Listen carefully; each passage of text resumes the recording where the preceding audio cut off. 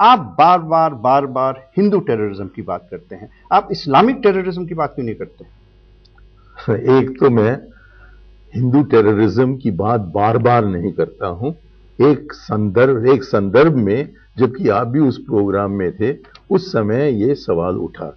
दूसरी चीज, मैं इस्लामिक टेररिज्म की बात इसलिए नहीं करता हूं कि क्योंकि मैं समझता हूं कि इस्लाम का नाम का दुरुपयोग हो रहा है उस टेररिज्म में।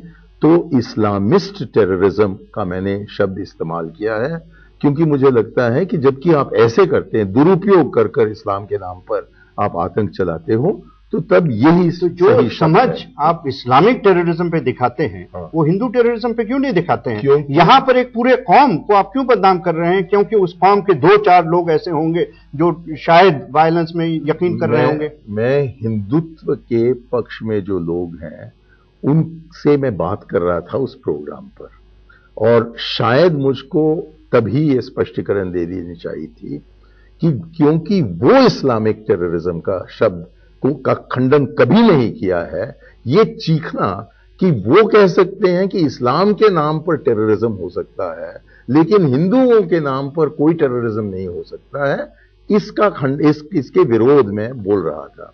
लेकिन असलियत यह है कि ये एक हिंदुत्व टेररिज्म है, क्योंकि सारे जो इस प्रकार के टेररिज्म से जुड़े हुए हिंदू कौम के, वो सब हिंदुत्व में मायना रखने वाले हैं, और हिंदुत्व और हिंदू पंथ के बीच में एक बहुत बड़ा अंतर है। क्योंकि जिस व्यक्ति, माफ कीजिए मैं टोक रहा हूं क्योंकि समय हमारा बहुत कम है, लेकिन आपको नहीं लगता है कि कांग्रेस जब जब परेशानी में होती है, करप्शन चारों तरफ, सांप, एक ऐसा सांप जो देश को खा रहा है और जिसको आप बिल्कुल रोक नहीं पाए हैं, जब हर तरफ कीमतें बढ़ रही हैं, तो जब जब ऐसी बातें होती हैं आपको अचानक सब कुछ में आरएसएस नजर आ जाता है। इमरजेंसी लगानी थी कांग्रेस को तो आरएसएस की वजह से लगाई, और फिर आपने वही आरएसएस को बहाना करके, ये आपकी कोशिश है कि आप डिबेट को हटा दें इन मुद्दों से।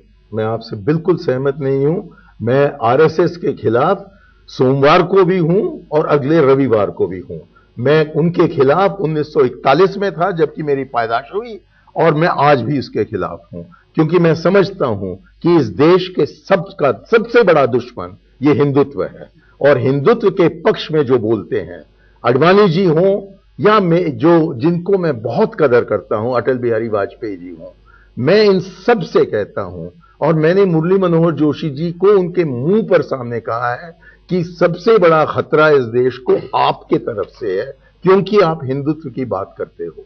इस हिंदुत्व को हमें रोकना चाहिए, क्योंकि मुझे लगता है कि जो अक्सरियतों की सांप्रदायिकता है, ये पंडित जी ने कहा, उसको मैं मानता हूं कि अक्सरियत के तरफ से जो सांप्रदायिकता चलती है, वो अक़लियतों की जो सांप्रदायिकता है उससे बहुत ज्यादा। लेकिन मुल्क तो टूटा अक़लियत की सांप्रदायिकता की वजह से। कब टूटा?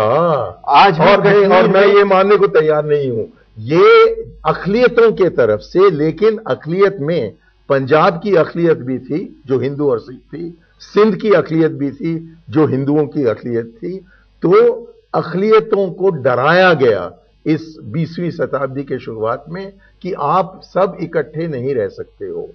लेकिन अब जो कि देश का तकसीम हो चुका है और हमने एक सेक्युलर पाथ अपनाया है, अब हिंदुत्व का कोई जगह नहीं रहा इस भारतवर्ष में। और जब तक कि भारतवर्ष धर्मनिरपेक्ष रहे तब तक हम रहेंगे, और इसके खिलाफ किसी ने कुछ कदम उठाया या कुछ कहा तो इसके विपरीत मैं बोलते ही रहूंगा।